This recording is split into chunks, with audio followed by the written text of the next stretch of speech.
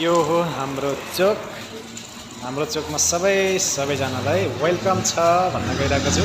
र यो हो हाम्रो दोकान Menuka beauty parlour. Menuka beauty पार्लरमा तपाईहरुलाई हार्दिक स्वागत गर्दछौँ। र यो हो मेरो गाडी नम्बर है। यहाँ भित्र को छ अब हेरौँ। हेलो हेलो, के हुँदैछ? ठीक छ। यो चाहिँ मेरो बहिनी हो है। त्यस्तै गरी गाइस हाम्रो बहिनीको दोकान यस्तो छ।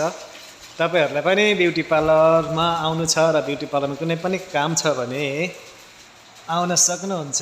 त्यस्तै म दोकान भित्र पसे। अनि के छ हालखबर बहिनी?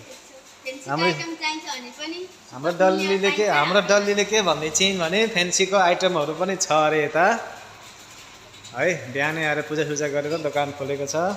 यो सबै फेन्सीको हो। नयाँ सामानहरु आएको रहेछ हैन। ल यो के हो गरेको हो ल।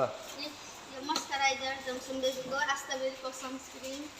ल ठीक छ। अनि पुरै सामान गिन्ती हुँदैछ। अब हामी भित्र जाउँ। यहाँ भित्र के छ। भित्र चाहिँ यस्तो छ है। यहाँ माथि यो के हो यस्तो। अनि यो त के हो, भूत बङ्गला जस्तो छ त माथि त। ए सिक्ने चाहिँ हो। सिक्नेहरु कोही आउनु भएको छैन अहिले।